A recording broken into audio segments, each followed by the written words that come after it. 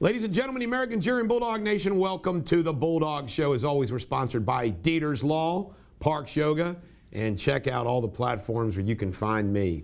Top story today is Nikki Haley's big announcement. Now, let me just tell you about Nikki Haley, okay? I always liked Nikki Haley. She served in the Trump administration as the United Nations ambassador. She did a good job. But she ran away from Trump like that after that date and you know what. And she was nasty. But here is the thing that I believe. Her running for president, in my opinion, is an absolute breach of loyalty to President Trump. She served in his administration. For her to run against Trump is just wrong. Now, let me tell you a few more things about Nikki Haley that bother me. First off, she got no chance. So this is her running to get that national ID so she can make more money. Running for president is an economic deal. All those that ran for president and lost, they always get something out of it. But Nikki Haley has no chance to win. But there's something else that she says that really bothers me. She says, new generation of leadership. You know what? I'm not into that crap. When I'm in who is the best, the most competent, I don't care what generation they're from. I mean, if there was a 25-year-old that set the world on fire with brains and talent, I'd be okay with it. Just like I'm okay with President Trump, who's still very much with it, being president of the United States. Joe Biden, of course, is not. This generational thing, you know, George Bush 43 used that. Clinton used that. Al Gore used that. Barack Obama used that. Where did it get us? I want the best person. The best person. But Nikki Haley campaign is DOA. Pete Buttigieg. This guy, look at all the problems in the airline industry, the trucking industry, the rail industry. This guy's a joke. And he actually expressed concern that there's too many white construction workers. Folks, there's not enough construction workers. Ask contractors. We need every construction worker we can get. But Pete Buttigieg is worried that there's too many white guys. Unbelievable. Meanwhile, we got this railroad fiasco. Jim Biden used Joe Biden to make this deal with the salt. Oh, by the way, you talk about political gangsters and grifters. Hunter Biden and Jim Biden just used, and Joe Biden was in it. He's in it. It is the most disgusting. This is worse than the Clintons, what he's done. Good old Sleepy Joe. Cruz wants to go after all tech companies using Twitter as a guide. About time. I mean, I want to know about Facebook. I mean, it's clear what we found out inside Twitter. You know Facebook did the same thing. We need to know that. Well, we find out once again, Michigan State shooter. By the way, and the border, they say them gotaways. They call the people that get away gotaways. Well, we're going to start calling these let-goes. Let-goes. Another let-go. He was let go by a woke prosecutor. People die. Let go. Happens over and over again. This is hysterical. We went from letting them spy to shoot down anything. And I was right. I'm telling. I saw Josh Hawley talk about this. Senator Hawley talk about this. And I said it first. That the reason why they're shooting these things down was because they look so bad, it's now like we're going to shoot them all down. So now we went from letting them do anything to shoot anything down. By the way, if you are a hot air balloon company, I would leave your balloons on the ground. East Palestine situation keeps getting worse. Fish are all dying. Look at this mess. Do you realize Norfolk Southern never contacted anybody in Ohio? Although I had a hard time believing Ohio didn't know about it in the state. But this is a calamity. Let's just hope that the health problems are not as bad as what they might be. Joe Biden's cabinet, back to the Pete Buttigieg thing, when they walked in to the State of the Union address, all I could think of, what a bunch of lightweights. Joe Biden has the weakest, bunch of cabinet members based just on diversity, not talent. He's got the least talent of anybody ever in his cabinet. Not good for the country. China, we find out China, at least $1 million to the University of Delaware. University of Penn, University of Delaware.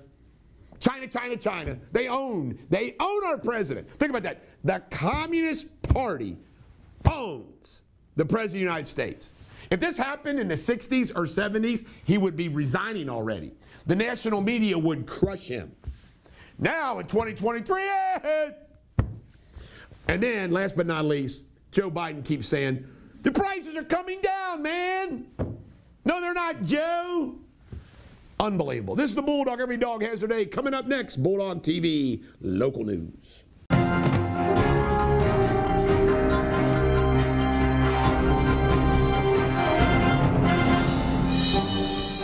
Ladies and gentlemen, the American jury and Bulldog Nation, welcome to Bulldog TV Local News. We're sponsored by Deters, Parks, Yoga, and check us out, of course, on all of our platforms. Well, the top story in these times has got to continue to be what went on in East Palestine. Governor DeWine held a press conference Tuesday addressing the derailment. He remarked that the train wasn't classified as a hazardous despite its toxic waste cargo. Not good. Norfolk Southern, man, they're going to take a hell of a hit on this.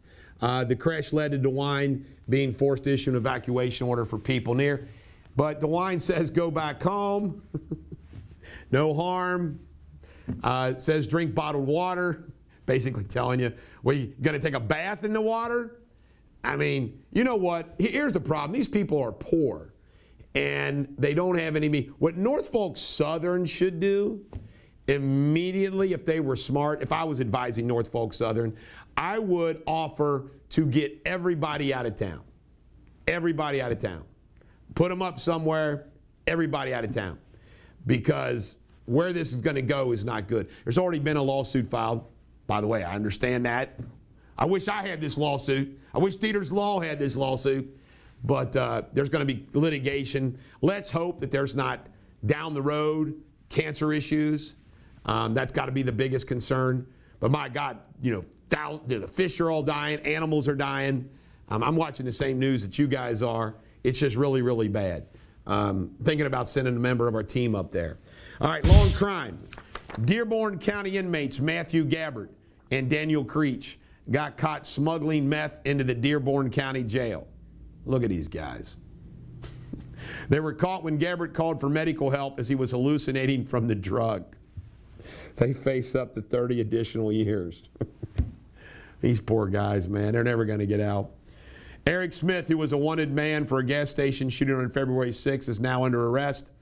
The shooting happened at a BP station on Springfield Pike, with the victim surviving. Smith is charged with felonious assault.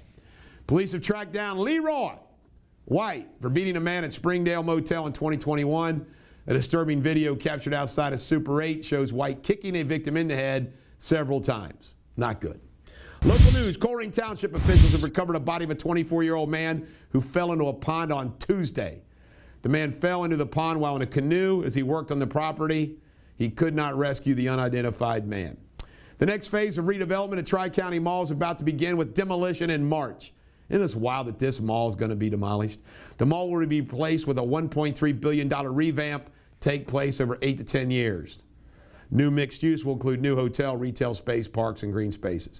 In Kentucky State news, 4 new bills are looking to expand programs in the Kentucky education system. Some areas of focus include dual credit courses for high school kids to get college credit, and KEYS money could potentially be used. Hundreds of activists gathered at Capitol Tuesday to support voting rights for previously convicted felons. The current policy in Kentucky is anyone convicted of a felony loses their voting right even upon release. House Bill 97 is being introduced to automatically restore rights upon release of most crimes. And tomorrow at 10 a.m. there's a rally for people focusing on some children's rights at the Capitol. Liberty Moms. Ohio State news. A new study conducted by an Ohio-based financial company sheds light on how couples treat their finances. The survey revealed 30% of men and 19% of women admitted to hiding a credit card balance from a partner. Woo! Aaron Brockovich went to Youngstown, Ohio, calling out Joe Biden. I guarantee you she's looking for some work there. This is the Bulldog. Every dog has their day. Have a great day. This is the Bulldogs. Coming up next, Jamie Spinley in World News.